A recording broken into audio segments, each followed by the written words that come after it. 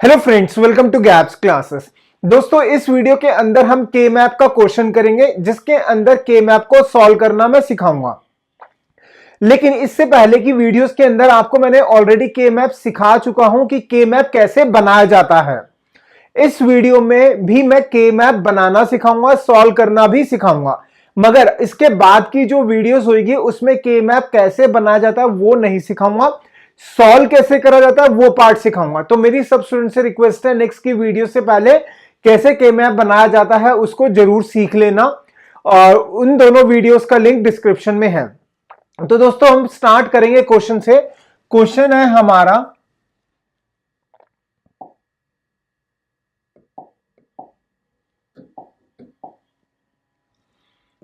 Question is simplify F bracket के अंदर A comma B comma C comma D is equal to summation 0 1 2 3 4 5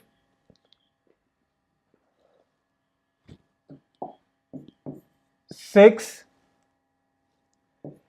7 8 9 10 11। ठीक है, हमें क्या करना है, सिंप्लीफाई करना है ये यूजिंग के मैप।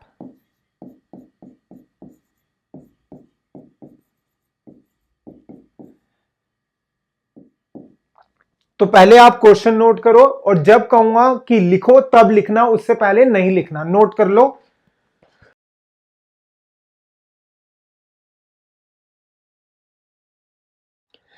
तो सबसे पहले तो हमें क्या सीखना है, के मैप का डायग्राम कैसे बनाया जाए। तो सबसे पहले हम सीखेंगे के मैप का डायग्राम कैसे बनाया जाए। तो कितने वेरिएबल्स हैं हमारे, 4 variables, A B C D. तो इसका मतलब सबसे पहले फॉर्मूला क्या होता है, 2 की पावर 4 इज 16। तो हम क्या करेंगे, 16 बॉक्सेस बनाएंगे। तो ये हम क्या करेंगे, कितने बॉक्सेस बनाएंगे, 16।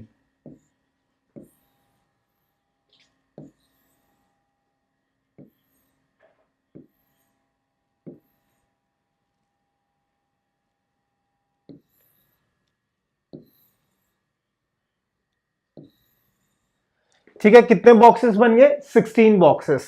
यहां पे लाइन ड्रॉ करेंगे, इधर लिख देंगे 2 वेरिएबल्स ए बी, और यहां लिख देंगे सी डी। राइट, बॉक्सेस कितने, 16। तो नंबरिंग कहां से स्टार्ट होगी, 0 से लेकर 15 तक। तो सबसे पहले हम यहां पे लिख देंगे छोटा छोटा 0 1, एक लाइन छोड़ देंगे, 2 3, फिर लिखा 4 5, एक लाइन छोड़ दी, 6 7। अब यहां पर पूरी की पूरी लाइन छोड़ देंगे, 8, दिस इज 9 10 11, और यहां पर क्या आ गया, 12 13 14 एंड 15। ठीक, राइट। अब क्या करना है हमें, यहां पे हम ट्रुथ टेबल बनाएंगे, किसके कॉरस्पॉन्डिंग, 2 वेरिएबल्स के। ए बी है, इसका मतलब 2 रेज़ टू पावर 2 कितना होता है, 4। 4 का हाफ कितना होता है, 2। तो क्या करा, यहां पे 2 बार 0 2 बार 1, फिर क्या करा, 0 1 0 1 होता है, इधर उल्टा 0 1 0 1। ठीक है, और क्या करेंगे, यहां पर सेम लिख देंगे जो ये नंबर्स लिखे हैं। ये लिख दिया 0 0 0 1 1 1 1 0।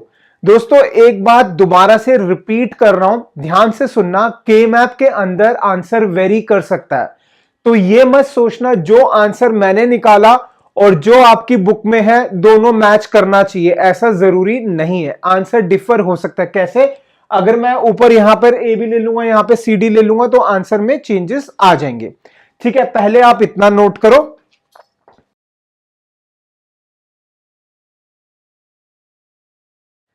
अब ये क्वेश्चन किसका है, समेशन का। ये समेशन किसका होता है, एसओपी। तो इसका मतलब हम पहले क्या करेंगे, प्रोडक्ट करेंगे। तो जहां पे सी डी है, यहां पे प्रोडक्ट की फॉर्म में लिखो C dot D C dot D C dot D C dot D, और यहां पर भी ए डॉट बी की फॉर्म में A dot B A dot B A dot B A dot B. ठीक है, अब हमें क्या करना है, प्रोडक्ट हो गया। अब हम क्या करेंगे, पहले बार लगाएंगे, डैश लगाएंगे। किसके ऊपर डैश लगाएंगे, ध्यान दो, मैथ्स के अंदर किस नंबर से हम मल्टीप्लाई करेंगे फर्क नहीं पड़ेगा। दोबारा रिपीट करो, यहां पे पी एसओपी का मतलब क्या है, सम ऑफ प्रोडक्ट। तो पहले क्या करेंगे, प्रोडक्ट, किस नंबर से हम मल्टीप्लाई करते हैं मैथ्स में फर्क नहीं पड़ता। सपोज 7 है, 7 को किससे मल्टीप्लाई करेंगे, 7 ही आएगा, 1 से, तो उसके उल्टे के ऊपर बार। यानी कि हमें क्या करना है, जहां पर 1 लिखा है उसके ऊपर बार, सॉरी जहां पे 0 लिखा है उसके ऊपर बार। रिपीट कर रहा हूं, किस नंबर से मल्टीप्लाई करते हैं फर्क नहीं पड़ता, 1, 1 का उल्टा इज 0, तो 0 के ऊपर डैश लगा दिया। ठीक है, क्या कर दिया, 0 के ऊपर हम क्या कर देंगे, डैश लगा देंगे। अब यहां पे पहला क्या है, 0 है तो सी के ऊपर डैश, इधर दोनों 1 है नहीं आएगा, इधर डी के ऊपर डैश। सिमिलरली ए और बी है, ए के ऊपर डैश, बी के ऊपर डैश। यहां पर क्या है, ए है, ए के ऊपर डैश, और यहां पर बी के ऊपर डैश। तो पहला टास्क तो आपका ये है कि के मैप का आप डायग्राम बनाओगे।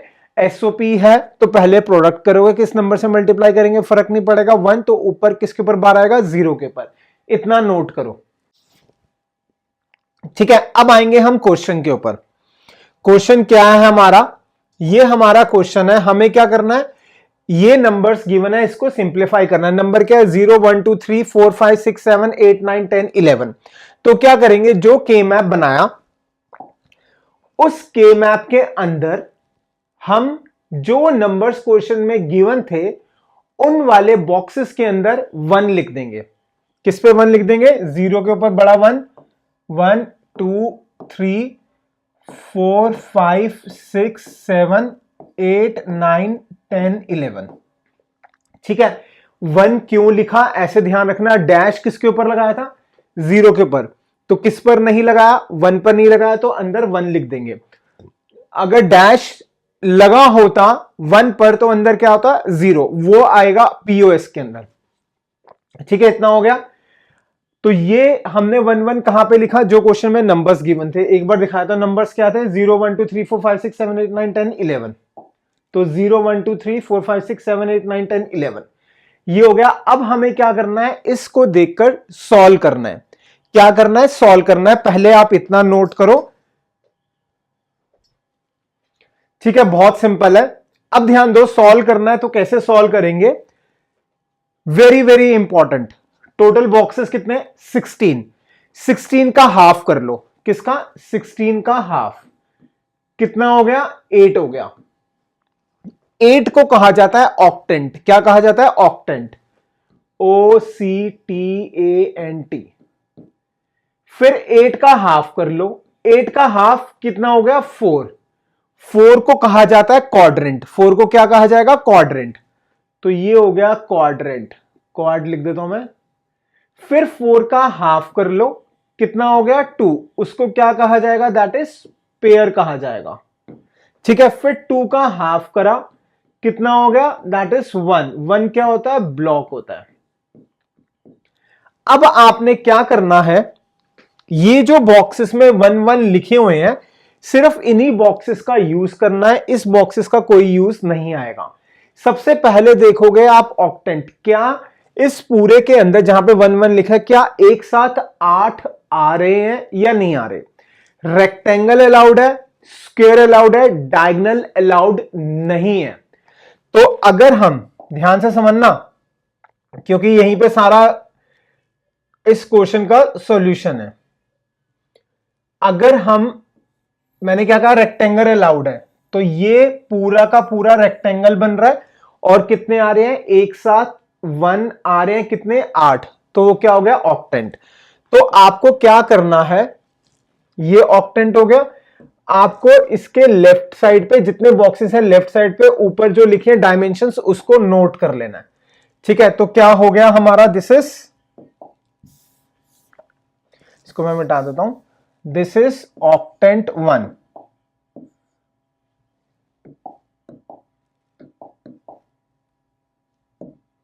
This is octant 1।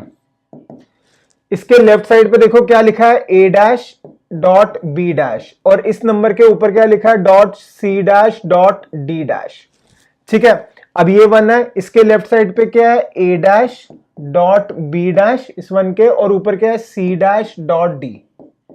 सिमिलरली इसके लेफ्ट में क्या आ गया, A dash dot B dash और इसके ऊपर सी डॉट डी। सेम चीज यहां पर ए डैश बी डैश और ऊपर क्या आ गया, सी डॉट डी डैश। तो लिखा A dash dot B dash dot C dot D.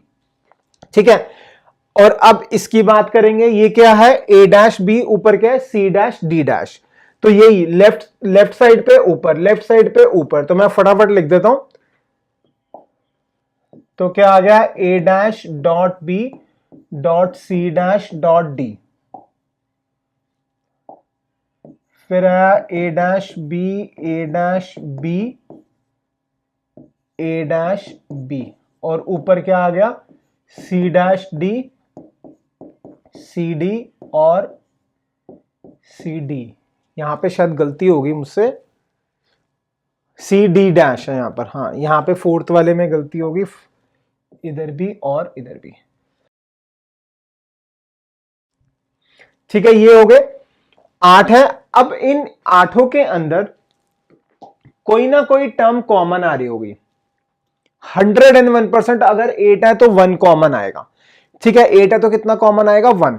तो इन सब में कौन सा कॉमन है, हर एक के अंदर ए डैश है, बी डैश हर एक के अंदर है, नहीं यहां पे बी आ गया, सी डैश हर एक के अंदर है, नहीं, डी डैश या डी हर एक के अंदर है, नहीं, तो कौन सा है, दैट इज ए डैश।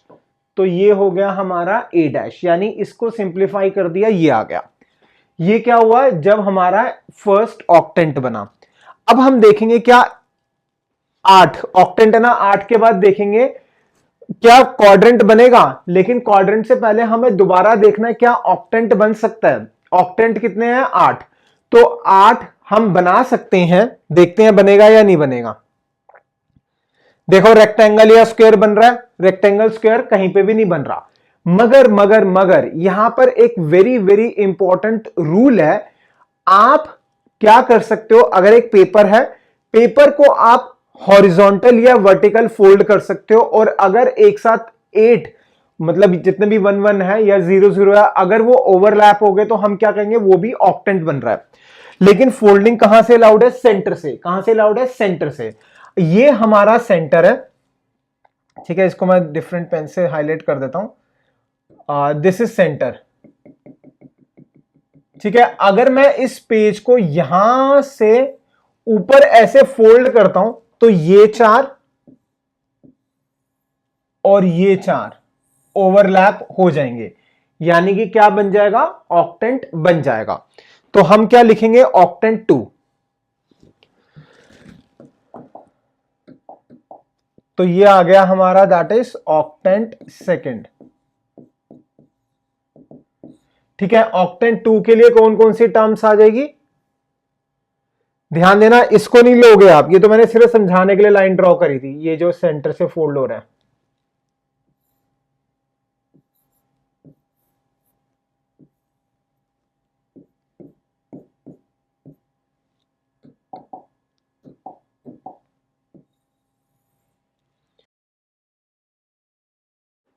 ठीक है, तो ये क्या, ये सेंटर से फोल्ड होगा तो ये वाले 4 और ये वाले 4 ओवरलैप होंगे।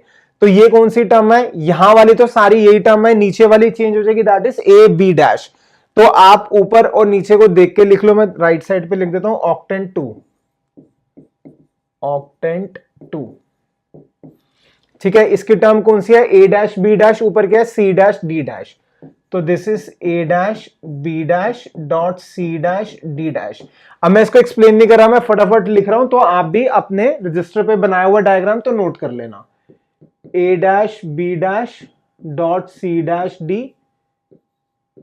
ए dash B dash dot C D, A dash B dash dot C dot D dash. ठीक है, और नीचे क्या आ गया, A B dash C dash D dash,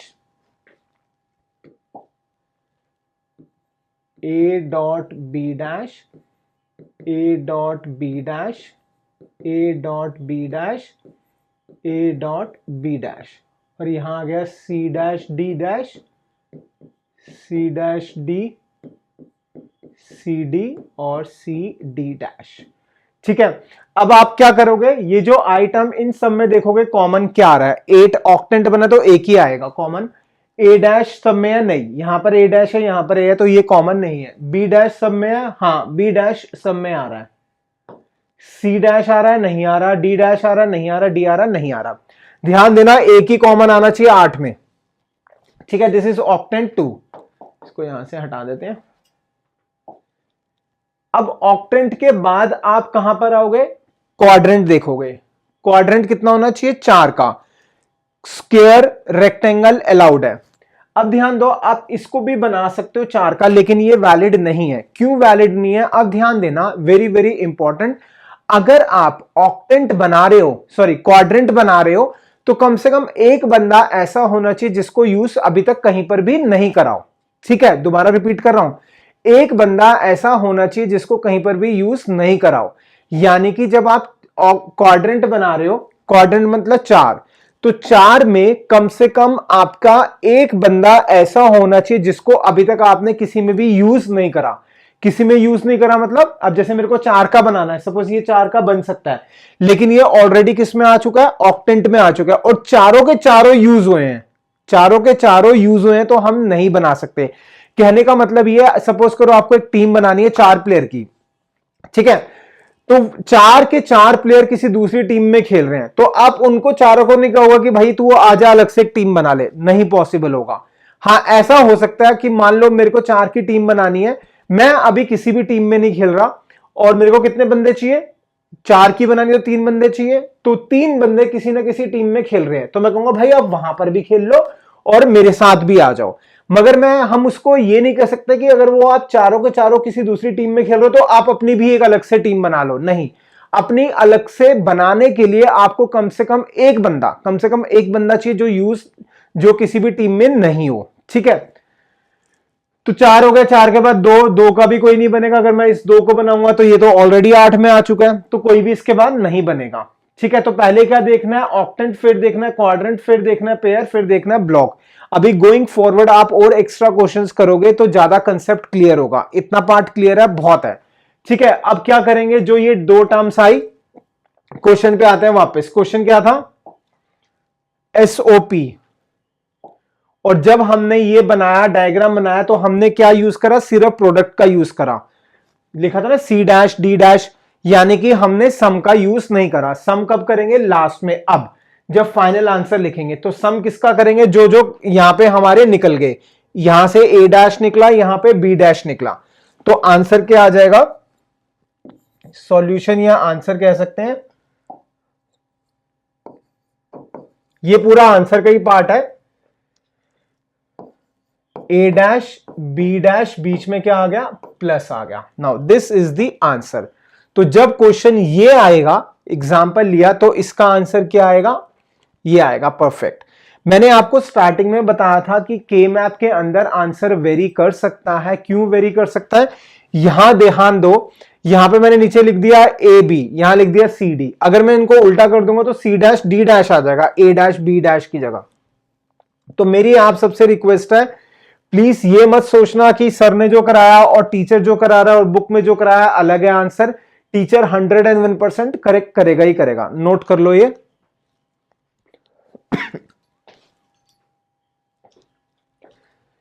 तो दोस्तों इसमें हमने के मैप का एक क्वेश्चन सीखा। आने वाली और वीडियोस के अंदर आप और क्वेश्चन सीखोगे, बट मेरी रिक्वेस्ट है, मैंने पहले भी बताया था, 2 वीडियोस के लिंक डिस्क्रिप्शन में देख लेना, आपको के मैप का डायग्राम आना चाहिए।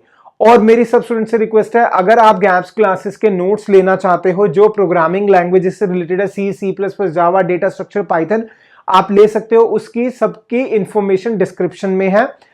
हमारा नंबर भी मेंशन है, आप कॉल भी कर सकते हो, व्हाट्सएप भी कर सकते हो। तो हम मिलेंगे नेक्स्ट वीडियो में। Thank you so much for watching the video of gaps classes.